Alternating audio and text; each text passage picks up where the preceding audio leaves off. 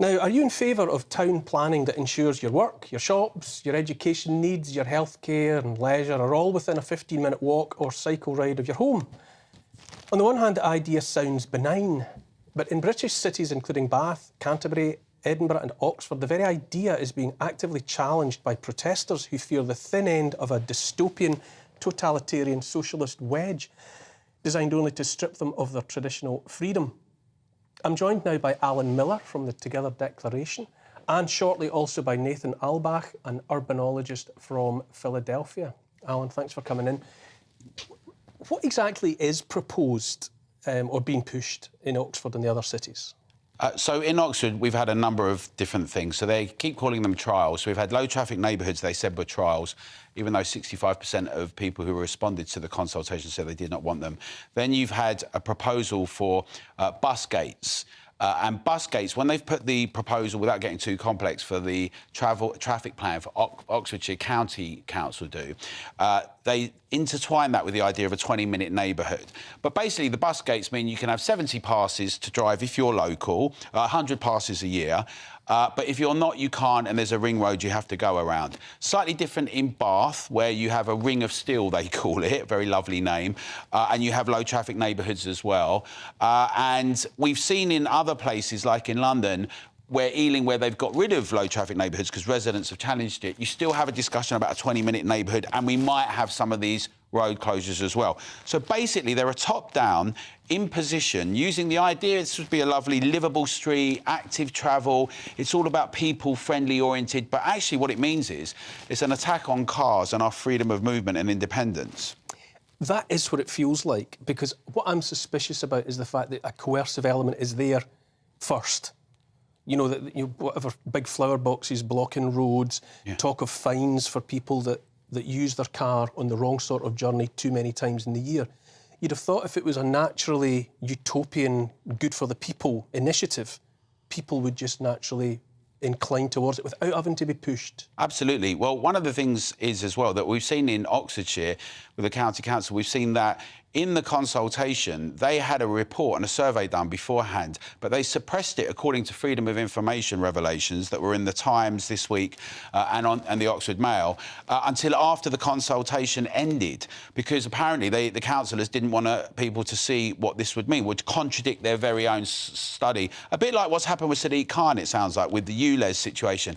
And our point at Together is that why we say free our streets but also take back democracy is that the public should be at the heart of town and city planning, urban planning. What we need in terms of travel, dynamic trade, infrastructure, housing. You know, what happened to local authorities, the idea they would provide decent services?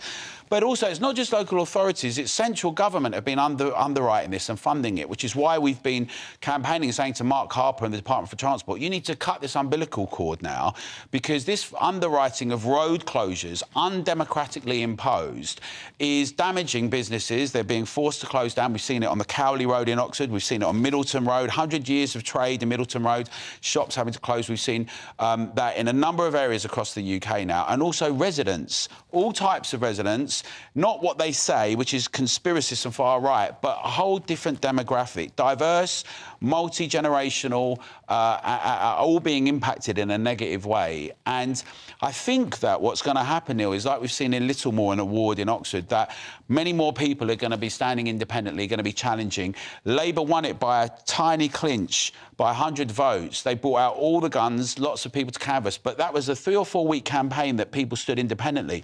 And as these low traffic neighbourhood impositions and as these 15-minute and 20-minute neighbourhoods that are basically a technocrat's idea of what we should do, the great unwashed, how we should travel and not travel, without providing any better provision in any way, we're going to see much more of a fight back, and we're actually supporting people locally, nationally, to do that, alongside launching our cabinet.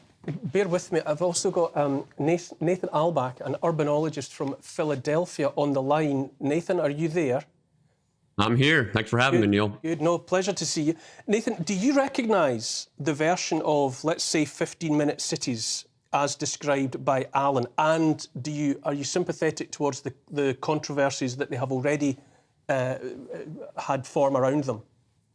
Yeah, absolutely. I think you're hitting the nail on the head in terms of the problems of distrust that are arising around the concept of 15-minute cities, particularly around Oxford, have to do with the fact that they came from a top-down level. And I think the policies themselves weren't prescribed transparently or coherently to the public. And I think that's where a lot of these problems come in. And the fact is that all around the world, including parts of the US, Europe, Australia, all over the place, these ideas around new urbanism, this whole concept of building more walkable places that aren't necessarily centered around cars, these ideas have been popularizing. And with that, obviously, governments are finding, ways to kind of meet people where they are in their cities. But I think to be successful in implementing these policies, you have to also work with the residents of an area. And if you don't do that in a transparent way, it's no surprise there's going to be protests.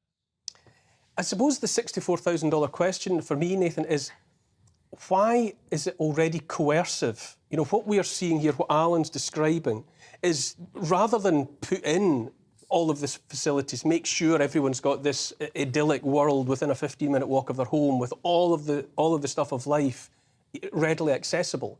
It starts with talk of fines for driving your car too many times in a year and roads being blocked off. Is it for the betterment of people's lives, or is it just to get cars off the road? Yeah, I mean, I don't want to defend the policies around Oxford, because I agree with you in the sense that they weren't really implemented with residents' best interests in mind. I think there's cities all around the world, including parts of the Netherlands, states in the U.S., particularly cities like Portland, parts of Australia like Melbourne, Barcelona has implemented their Superblocks program in recent years. All of these different places have done this from the bottom up in ways where they trial different street designs that include more complete street elements, where they carve out protected bike lanes, they carve out bus lanes, they create raised crosswalks and protected sidewalks, and all these different things that kind of like organically build out from starting in city centers that are already highly pedestrianized, and they kind of organically build out from there. And I think that's where, again, this problem from top-down control coming from Oxford, it's facing these issues at a protest level, because people, they don't feel like they were part of that discussion. I don't necessarily know the intent of the government officials locally. Like maybe they had seen some kind of case study and thought this was going to be the best move for them, but clearly, as we're seeing with the backlash, it's having the opposite effect. Nathan Albach, urbanologist from Philadelphia. I'm pushed for time tonight, but thank you so much for your contribution so far, and I'm sure it's a story that we can pick up again in weeks to come. Thanks for just now. Thanks for having me, Neil. Thank you. Since we've mentioned Oxfordshire County Council, I should go to a statement here. A spokesperson said, "We would like to reassure people that Oxfordshire County Council's transport policies are not designed to confine people to their local area. Our transport plans in Oxford are intended to address the city's traffic problems and create an environment where it's safer and easier for people to walk and cycle, and where public transport is more than reliable. We need a more sustainable, reliable and inclusive transport system that works for everyone.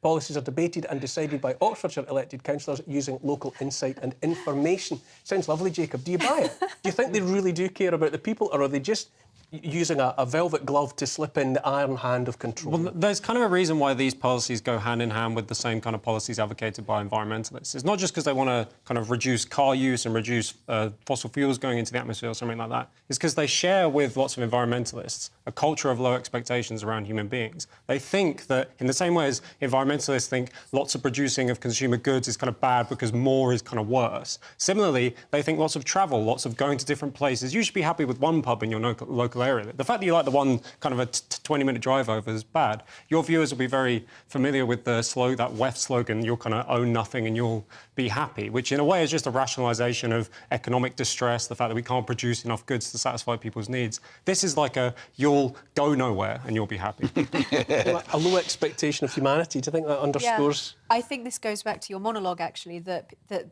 people who are in charge basically don't trust the electorate, whether it's nationally or locally. There's this kind of sense of distrust that, democracy doesn't work, and if you do things from the bottom up organically, then you'll end up with something, terrible that's bad for the environment. And I think that while Saul lovely everything that we heard from your other guest there. It reminds me of the sort of like experimental architecture of sort of, I would say, totalitarian architects like Corbusier. But I think this is actually part of something much bigger in the zeitgeist, that is this kind of this attack on all of the things that has made modernity possible, all of the things that make our modern lives convenient, that keep us all healthy and free. I think that it's part of this overall phenomenon that includes a lot of the environmentalist policies. It includes a lot of this sort of attitude from those who do have positions of authority in local or national government that makes them feel that they actually have the right. Because my first thought with these 15-minute cities is that who gave you the right? You have no right to do this, to limit the way that people can move around their city. That is the question, isn't it, Alan?